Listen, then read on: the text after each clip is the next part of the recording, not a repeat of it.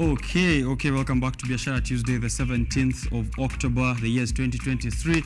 Tuesday morning, excited to have you back here on KUTV Rise Today, the best morning breakfast television show around Kenya and this side of Africa. So you should be tuning in all the way to 10 a.m. and also let us know where are you watching from and who would you like to tune into this amazing show that we're going to prepare for you. We have a lot that is in store for you, exciting conversations happening here, a couple of guests who I will be informing about later on, so stay tuned for that. But there's also a lot of other discussions around business, politics and any other developments within the economy that are going to be highlighting. But before that, there's a lot of development all the way from last week to now, and I'm actually spoiled for choice on where to begin or exactly what to highlight, but we will make sure that we are taking a look at the most important stories for you. So maybe let's begin with the international front, where President William Ruto is currently on a 3-day state visit to China. He arrived in Beijing on Sunday and is expected to meet with the president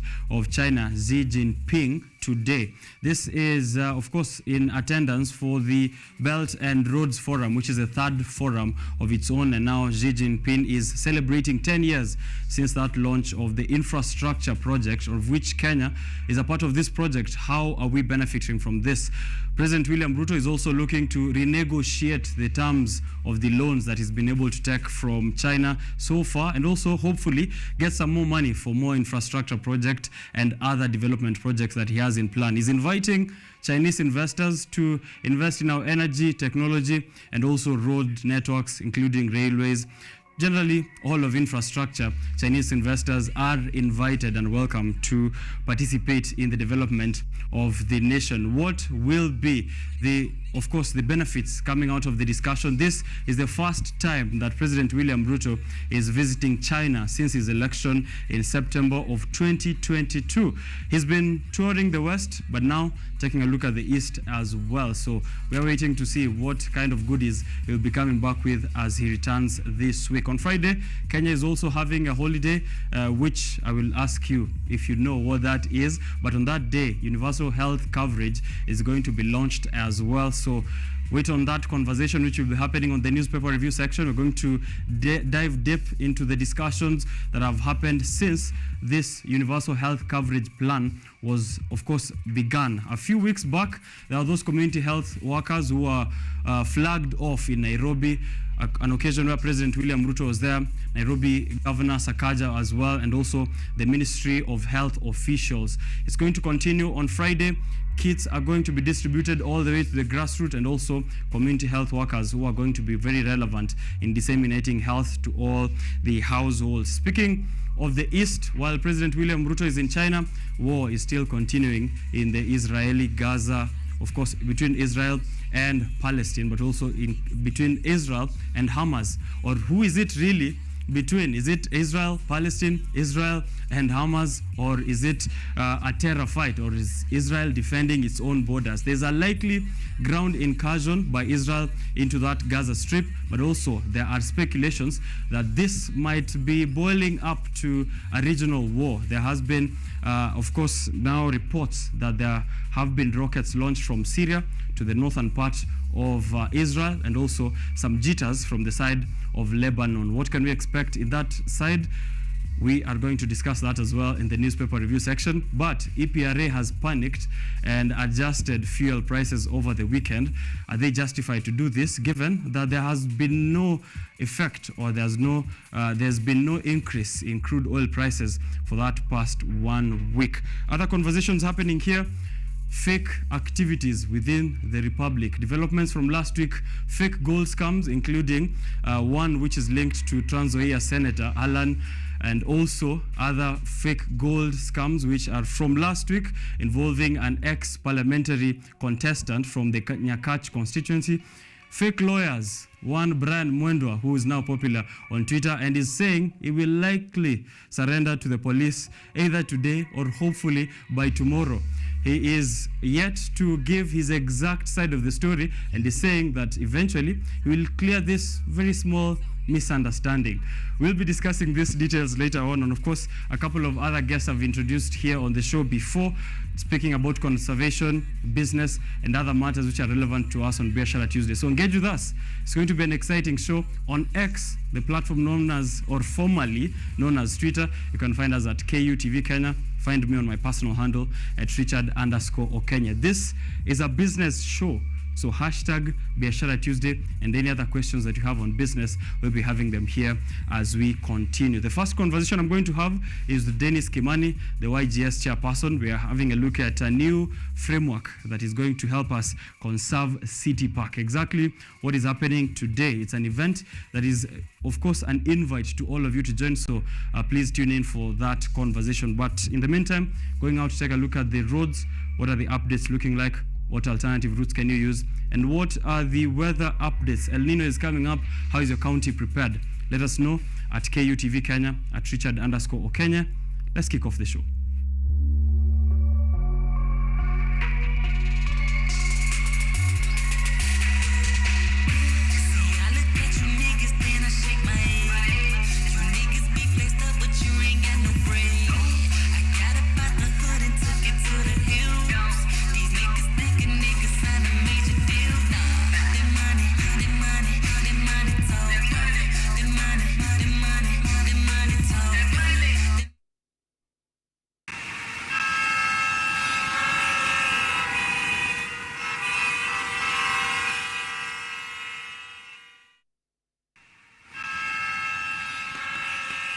All right, let's begin outside of the country, and then we bring it all the way into our borders. The city of Kigali is hosting the 23rd International Walk 21 Conference on Walking and Livable Communities from the October 15th, so that was 2 days ago, all the way to 20th.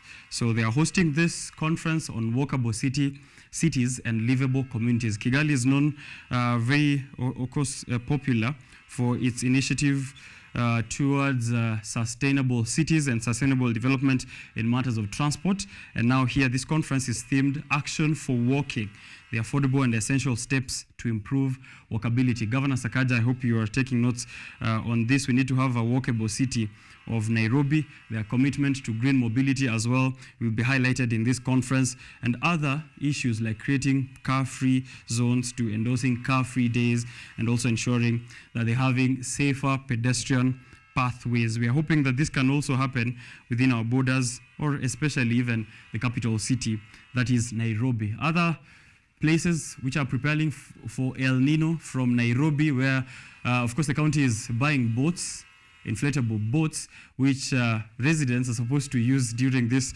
expected El Nino rains. I'll be asking Dennis Kimani what thoughts he has towards this. But in other places, Budalangi, the El Nino effects are already being felt, where one man was struck, or one woman actually, 72-year-old in that region of Budalangi, which is occasioned by floods, was now struck by lightning on Sunday at the beginning of these heavy rains. Elsewhere as well, in Vihiga County, that was witnessed. A KCSE student was struck by lightning, but hopefully, actually luckily survived. However, the first woman who was struck by lightning on Sunday didn't survive and succumbed to that incident. So, preparations. Ask your county, how is it prepared to tackle not only the rain, but also other effects which come out of it, like thunder and lightning there. So let's get to the roads. The information about transport and current traffic conditions.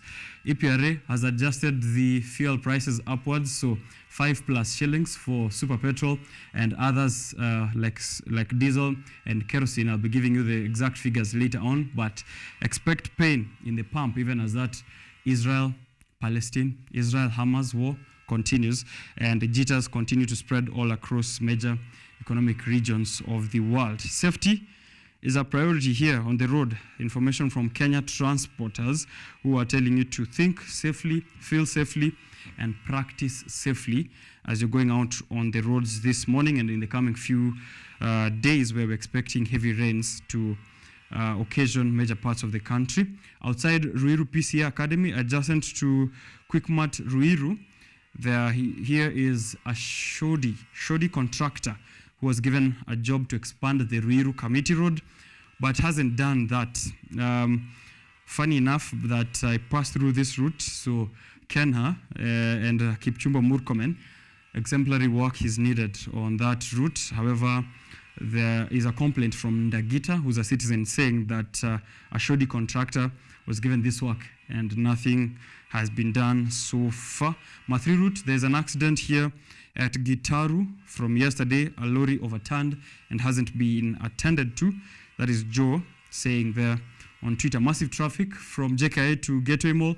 A trailer has blocked 2 of the lanes at that Gateway Mall. Mombasa Road at Gateway Mall, that's the situation there. Demolitions continue in Athi River at the EACC land, that is the East Africa Portland Cement land, which is now affecting a couple of institutions, including schools which are expected to begin the national examinations, that is primary schools, public institutions, and other homes which are being destroyed. So we're expecting that either side of Mombasa Road that is leading that way to Athi River to be affected by traffic. So drive carefully as you go there. But we'll also be discussing those developments of demolition and land.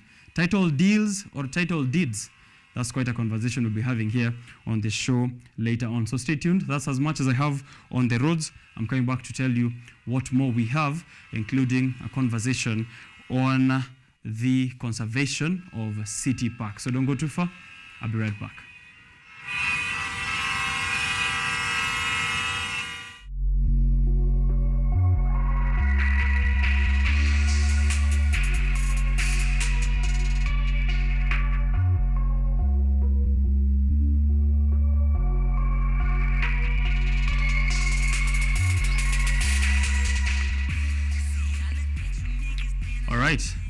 In a short while, I'll be sitting down here with Dennis Kimani, the YGS chairperson. We've had conversations surrounding conservation for quite some time now. We did, of course, sit down here in preparation for the Africa Climate Summit Week, which happened some time back. Kenya hosting the inaugural event that was a discussion on what countries around Africa can do to ensure that we're having a sustainable future. Those resolutions, what can we expect? I'll be asking him a bit on that, but mainly this morning, the conversation that he's joining me here to have is on this City Park Participatory Forest Management Plan of 2023 to 2027, as this now is a preparation by the City Park Community Forest Association, which is going to be launching the City Park Participatory Forest Management Plan from 2023 to 2027. The venue is at City Park from 11 a.m. of today. So it's a great conversation that is very timely, and I'm going to be hearing from Dennis Kimani on exactly what the new work is going to be there, what kind of implementation are we expecting in that FM or PFMP, which is the Park Participatory Forest Management Plan. So tune in for that conversation, but other discussions that are happening here, including the headlines of the day from the newspaper review section. Last week we had a panel here with Dennis Omondi from the KUTV newsroom and Nick Mwadime Mwangi, who is the MKUSA Secretary General. We had a very wholesome discussion dissecting the various developments of the day there, and this morning we're also coming back with a panel discussion where we've invited one reporter and, of course, news person or news personality from the KUTV newsroom, as well as accompanied here to have a very wholesome discussion is Kimani Wachira, who is the former president of the TVET Students Association. It's going to be a discussion, a very wholesome panel here that is going to delve into the headlines of the day. So grab yourself a copy of the dailies, a physical copy, or any of the e-papers will do. Let us know what your thoughts are, and then we'll be sharing notes here. ReImagine Plus CEO Pauline Machara is on a mission to achieve human-centric digital transformation. She had a very interesting discussion with a colleague of mine from the tech field, that is Nick Canali of Tech Trends. You can be taking a look at that video on YouTube, but we'll be here to discuss. There was a first ever African edition summit of the digital transformation strategy that happened in Cape Town, South Africa. She'll be letting us know of exactly how relevant this is in, of course, building up human personnel, but what is she doing in ReImagine Plus, which is the company that she is the founder and CEO of. So those are wholesome conversations we prepared for you. Interact with us on all the social platforms. On X, the platform that was formerly known as Twitter, you can find us at KUTV Kenya, at Richard_Okenye. YouTube, KUTV Kenya Live. Leave a comment there and let us know what you have to say of these discussions, which I have already hinted they are prepared for you. In the meantime, Parliament is among the public entities which are owing the Kenyatta International Conference Center 742 million Kenyan shillings. This has been revealed after the scrutiny of the KICC books of account by the acting chief executive officer of the Kenyatta International Conference Center, Patricia Ondeng. This and other business stories on our business wrap today. The parliament has found itself in debt crisis after it has been revealed that it's one of the entities which owes the Kenyatta International Conference Center a debt amounting to 742 million shillings. The Parliamentary Service Commission is among the 328 public and private entities which are in the debt book of KICC. On the scrutiny which was showed by the KICC chief executive, Patricia Ondeng, the National Assembly owes the Conference Center 112 million shillings, while the Senate owes it 8 million Kenyan shillings. The Kenya Revenue Authority and the Inspectorate of State Corporations both owes 21.5 million Kenyan shillings each. The Ministry of Devolution and Planning owes 16.4 million shillings. The National Hospital Insurance Funds owes 13.5 million Kenyan shillings, as the Ministry of Water and Irrigation owes it 11.8 million Kenyan shillings. Meanwhile, Kenya Revenue Authority tax collection for the first quarter of the current financial year has experienced the slowest pace of increment since the year 2018, excluding the pandemic year. KRA collected 514.6 billion Kenyan shillings in 3 months, as published by the Treasury Cabinet Secretary, Njuguna Ndung'u. Elsewhere, the Central Bank of Kenya has doubled the unrealized exchange gains on its dollar reserves, backed by a significant weakening of the shillings against the dollar. The shillings, which weakened against the US currency by 19%, boosted the CBK's forex holdings at the monetary regulatory, which helped to raise its net surplus. Aisha Saif, KUTV. All right, that is, of course, coming from our newsroom there, the business are preparing up for this conversation with Dennis Kimani, who is already on set with me. He's blaming me that he's invited me for a couple of sessions, but today at 7 a.m. is inviting also an extended invitation to all of you to come through to this event, which is starting at 11 a.m. It is going to be the Nairobi City Park Participatory Forest Management Plan.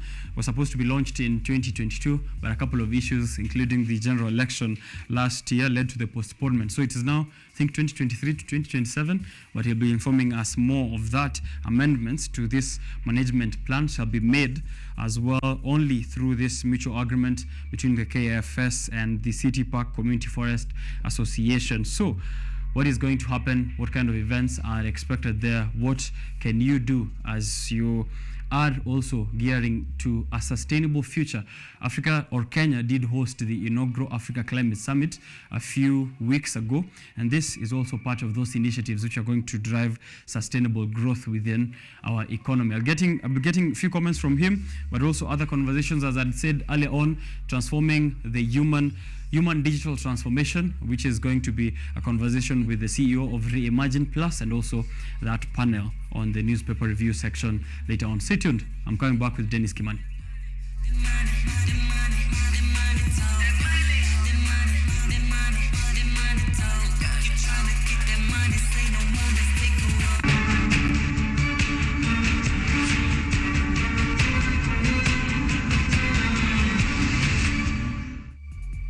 All right, let's get to it now. Deno, welcome back to the show. At another time, we've been with you on the newspaper review section. Yeah. We've been with you on conversation of climate change, the Africa Climate Summit, the COP26, COP27, COP28 is coming up. Sure. Baki tu sign mahali hivi tuko host hii show, si ndio? All the way to the end, Yes. from start to finish. Yeah. But welcome back. Thank you, Richard. Once more. Yeah. Before we begin into the conversation, say hi to our viewers. Hello, everyone. It's always a green morning to be at KUTV. It's always my pleasure to be here to talk about conservation of the green heart of Nairobi. It's always my pleasure. Right. Then let me just ask you one more. I think we are very clear on it, Yes. but for someone who's seen you a couple of times here on the show, Yeah. why are you so passionate about matters of the environment, about matters of conservation? What I say is that environment is the only resource that we all share. Without the environment, nothing is possible. So I think the only thing that we should do is to conserve the environment. If you want to create businesses, jobs, now that we are in a business show, it's all about environment.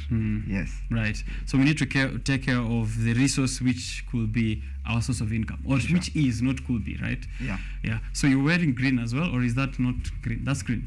This is jungle green. That's jungle green. Yeah. Is that a statement? It is a statement to me because now I'm trying to look like a forester. Yeah, now that we are going to be signing a forest management plan, I have to look like a forester. All right. Yeah. You're part of a very great part of the city park. Please let us know of what your role is so far and what you've been up to, and then we can get into, of course, the launch that's happening today. Thank you again, Richard. Myself, the post that I have at City Park Forest is Cultural and Natural Heritage User Group. The Constitution of Kenya envisaged that all forests must be managed by Kenya Forest Service in conjunction into a marriage with the Kenya Forest Service. This is not like the Kenya Forest Service are doing us any favor, but it's the envision of the Constitution. So the Constitution says that community forest associations shall have user groups. These user groups are like the ministerials of the forest. Any activities that are going to be taken into the forest are going to happen through the user groups. Like City Park, we have the cultural and natural heritage that I head, I'm lead. We have the beehive, we have the ecotourism, we have the rehabilitation and wellness. We also even have the nursery user group. We have waste management now that we know Kibagara River that runs in the middle of the park has been turned into a sewer line. So there's need for us to have a waste management user group that will see us in the cleaning and maintenance of the city park. When you take a look at City Park, how would you rate our conservation efforts so far? You've mentioned there, in between your statement, there's of course an observation of sewer lines even between our rivers, and a general neglect or a sense of ignorance when it comes to conserving environment. How would you rate us specifically with City Park? For now, what I can say at City Park, we are at 0.1. Wow. Yeah. Percent. 0.1%. Because I have sent you the PFMP. If you read the history of City Park, 1902 it was a very it was the best green space because we had the maize, the mtego wa panya. We call it is the maize, but in the local dialect we call it mtego wa panya. This was a place that you found that people were going and having a lot of fun. I think I have told you in this show again. You find people like we go with you inside Richard, we go inside through one entrance, but we won't find tutapotea ndani. So it was so exciting, and these are things that I'm reading in books, and I feel like I have been losing out. So I feel giving it at 0.1 is good, because when you go to there, City Park is rich in culture of cemeteries. World War Cemetery, World War I and World War II cemeteries. We have the Goan and the Hebrew cemeteries. But now we are seeing that the graves we are losing the graves because there are a lot of panya roots. There are street families and street people sleeping around those graves. A lot of encroachment and buildings coming up even on top of the graves. So I think 0.1 the dead must be turning in their graves. Imagine. Or they already left at this point. After fighting for the world. Man, you die, you rest, but you can't even rest in peace. Imagine. Clearly, because someone is on top of you. That's so crazy. Now let's take a look at the City Park Participatory Forest Management Plan. Could you give us a general overview of what this is? The participatory plan, the Constitution of Kenya envisaged that we have to participate, public participation, so that we can manage our forest. And therefore, we held an inception meeting from 2021, I think, 2022, where we invited all the stakeholders to come and give their views on how they want City Park to be. And for this, it is the guideline that will go and will see the management of City Park for the next 5 years. Yeah. All right. There was a change in leadership at the KFS. Did this influence the development and approval? Yes. It actually, I came here one time when we were given a date for the launch. Yes, I remember. And then it was postponed or cancelled. Yes, it was postponed. At that time, I came to understand that it was postponed because of change in office of the Chief Conservator of Forest. Okay. From now we have Alex. Alex has really helped us because as soon as he took the office from Mr. Kamau, he only gave us 1 month, and now we happen to sign in. So we appreciate him for the good work he has done for the forest. Right. Yeah. Forest, it's called the City Park Participatory Forest Management Plan. Yes. PFMP. Yes. What are the main components or strategies which are outlined here? In the PFMP, what we are seeing how we can facelift the park. Like I've told you that we had the maze, the Mtego Apanya. It is no more, it's a sewer line. We have the Kibagare River that has been turned into a sewer line again. We have the graves that are a lot of rich in heritage of Kenya. We have the graves of the first vice president of second vice president of Kenya. Do you know him? Joseph Murubi. He's buried there besides his friend, the first martyr of Kenya, Pioga Mapinto. So you see, the forest is carrying a lot of our history is in a lot of it. And the other day we had the United Nations General Assembly, and it was like, how come City Park is not appearing in the conversations in the New York when we had the UGA? Because peace is supposed to be shown through the graves. Those people died because of the peace of the world, and therefore the state that their graves are in now, they shouldn't be like that. Right. They fought for the world. Therefore, I feel like the PFMP and the plan of City Park, it will help in conservation of these graves and conservation of our heritage, because we are losing it. Right. Yeah. That's true. And there's also a lot of sports activity and relaxation that happens around the City Park. Yeah. So it's something that the whole local community will appreciate if we took a bit more care into it. Yeah. Speaking of the local community, then how can we be involved in general as a public?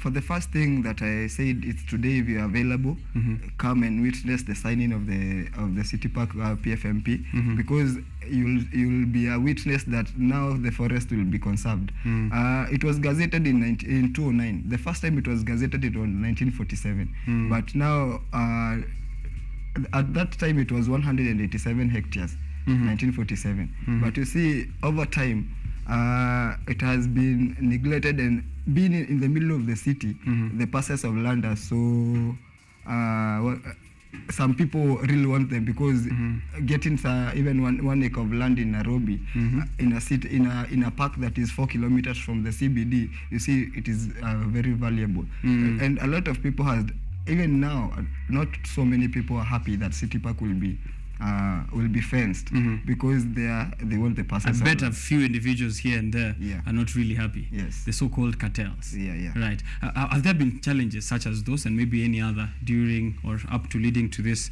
of course, PFMP? Yeah, there have been a lot of challenges from the government institutions. We saw that even the county government of Nairobi was so much did want the park to go to the Kenya Forest Service. They wanted to retain it because entry fees are sources of revenue for the park. The many hectares of land, now we are remaining 64 hectares of land, you see. Those are vast lands, so a lot of people want to control the